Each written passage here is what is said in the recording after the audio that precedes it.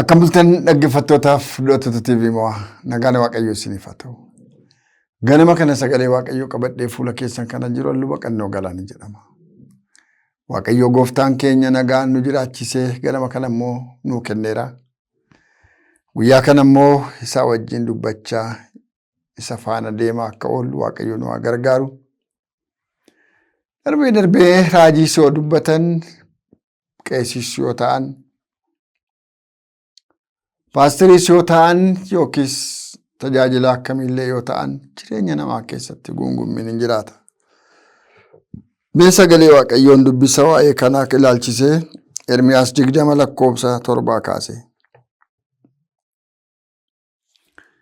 Yaa Waaqayyo ati na gowwoomsitee anis nan gowwoomfame. Ati jabaa waan taateef humna na caalte. Namoonni hundinuu anatti hin ga'isu, guyyaa hundumaas anatti hin kolfu. Jal'inniif nama miidhuun isaan keessaa akka jiru yeroo hundumaa sagalee koo ol fuudhee isaanitti nan hima. Isaan garuu dubbii kee kanaaf jedhanii na arrabsu, anattis hin ga'isusi. Ani garuu maqaa Waaqayyoo hin dha'u, maqaa isaatiin waan tokko illee namatti hin himu yoon jedhe dubbiin kee lafee koo keessa lixee garaa koo keessatti akka ibidda boba'u waan ta'eef ani isa ittisuu yoon yaaleyyuu homaan danda'u. Isaan keessaa baay'een hasaasanii bir'annaan iddoo hundumaa jira. Kottaa isa nammeessina hin jedhu. Warri firoota koo ta'an illee inni amma kufa, tarii inni amma gowwoomee wanta hin taane yommuu dubbatu isa qabnaa, ijaa hin baafannaa jedhanii na eegu. Waaqayyo garuu akka loltuu jabaaf sodaachisaatti anaa wajjin waan jiruuf warri na ari'atan hin kufu malee ana mo'anii. Ameen. Mee Waaqayyoon haa kadhannu.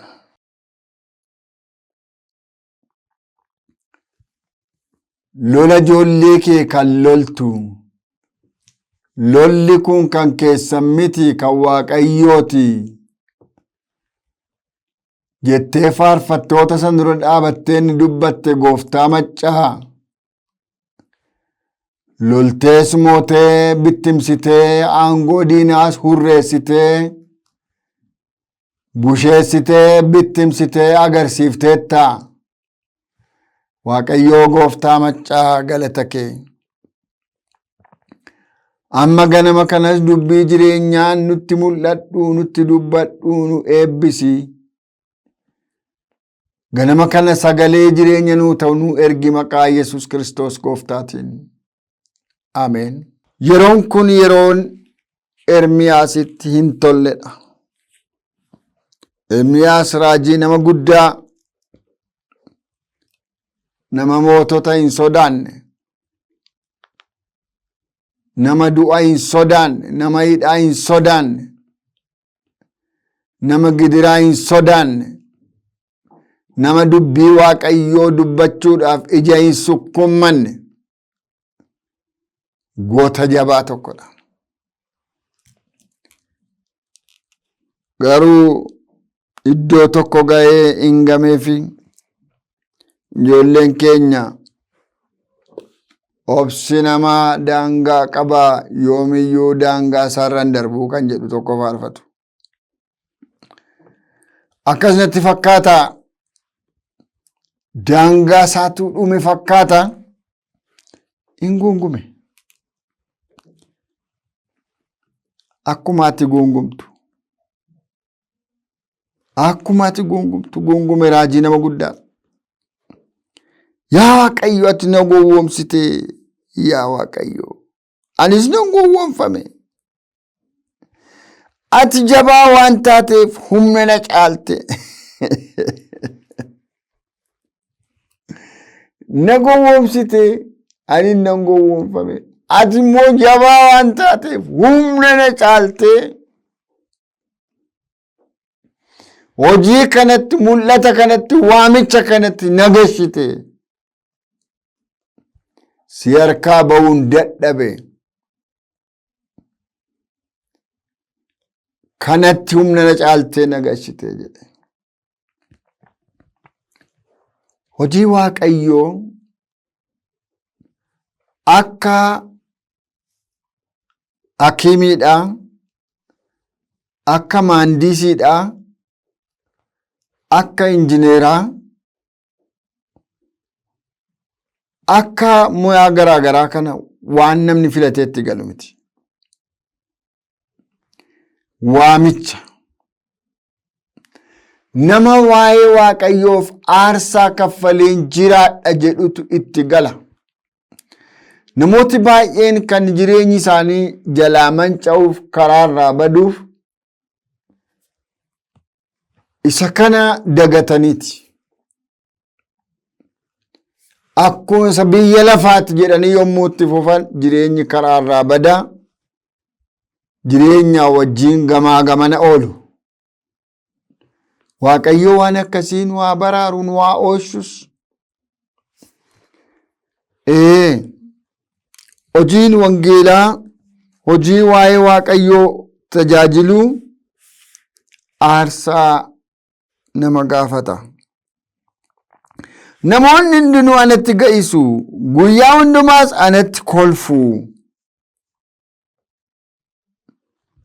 Natti ga'isu, natti kolfu.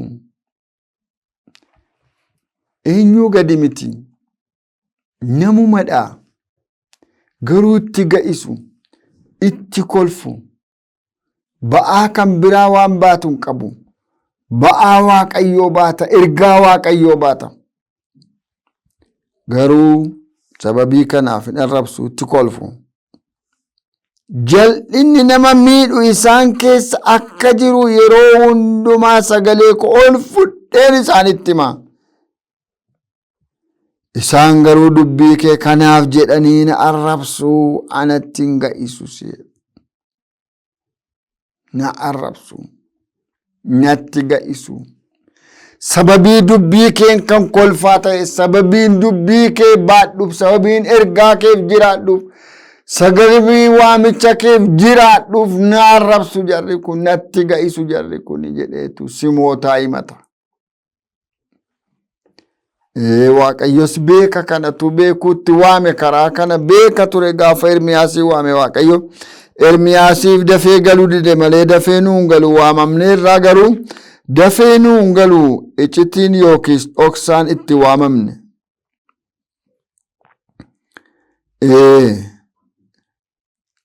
Ani garuu maqaa Waaqayyoo hin dha'u, maqaa isaatiinis waan tokkollee namatti hin himu yoon jedhee dubbiin kee lafee koo keessa lixee garaa koo keessaa akka ibidda boba'u waan ta'eef ani isa ittisuu yoo yaaleyyuu homaa hin danda'u. Maafan jibbama ani, maafan tuffatama ani, maafan itti natti ga'isa namni. Maaliif abbaan erge miila natti haqata, afaan natti haqata, naan hin dubbadhu an dubbii kana jedheen yoon afaan koo qabadha jedhe na keessaa akka abiddaa dhalna koo kana keessaa bobaa isa ittisuu hin danda'u. Akka abidda gomoraa lafa keessaa dhoowuutti na keessaa dhoowuuf jedha.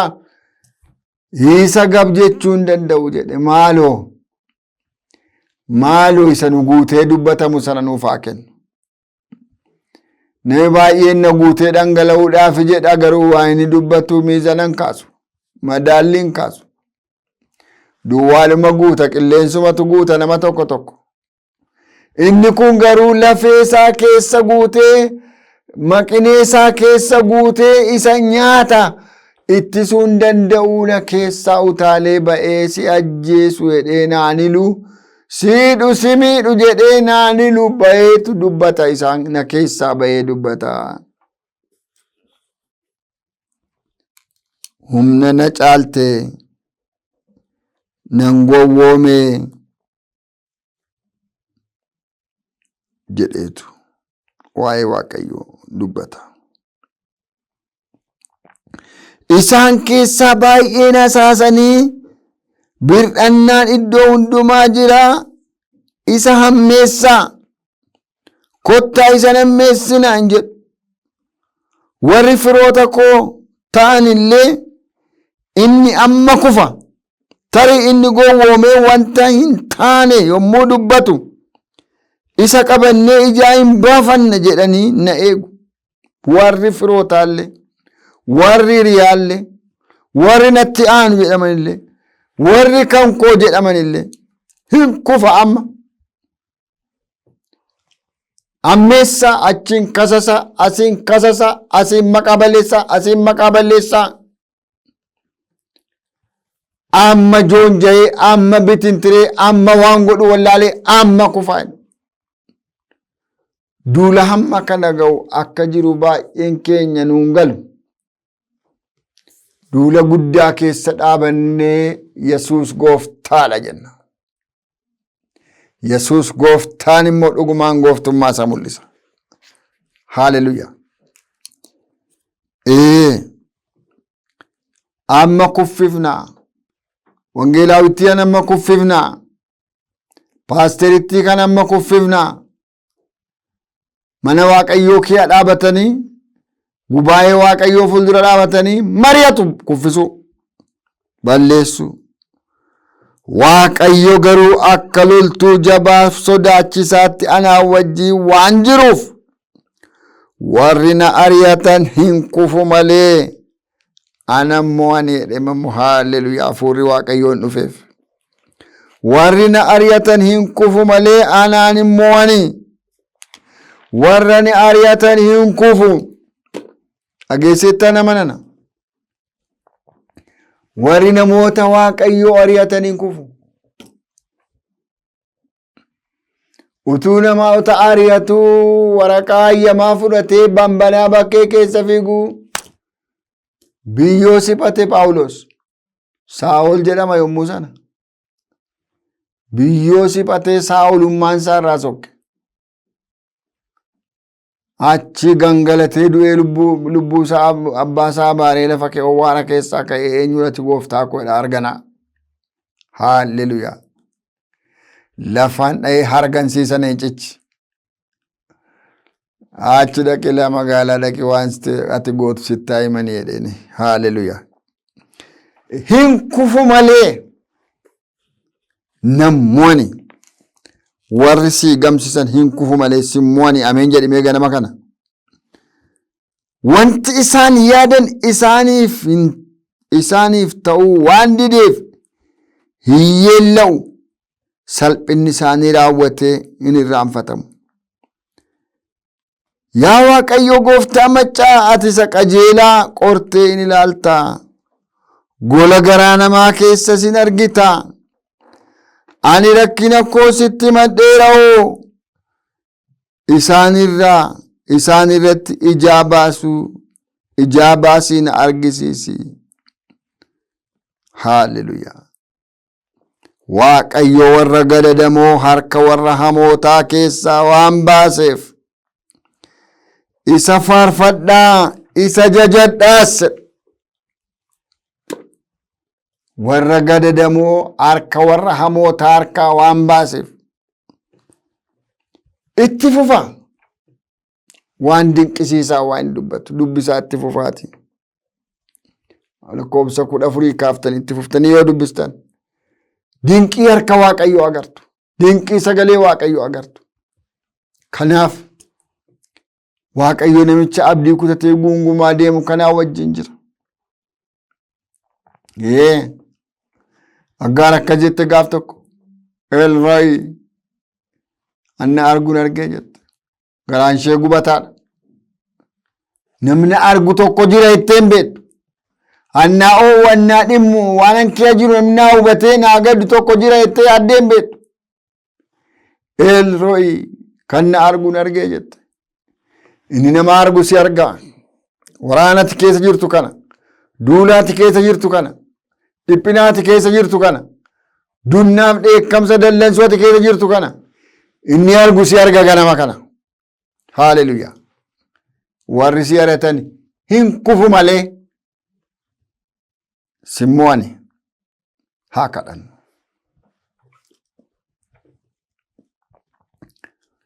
Karaa taafeeyanii diinni qopheesse gooftaa siif fashaleesse na dhaabdeetta ol baaftee gara gubbaa si falladha okuuba. Karaa taafeeyanii diinni qopheesse gooftaa siif fashaleesse na dhaabdeetta ol baaftee gara gubbaa si falladha okuuba.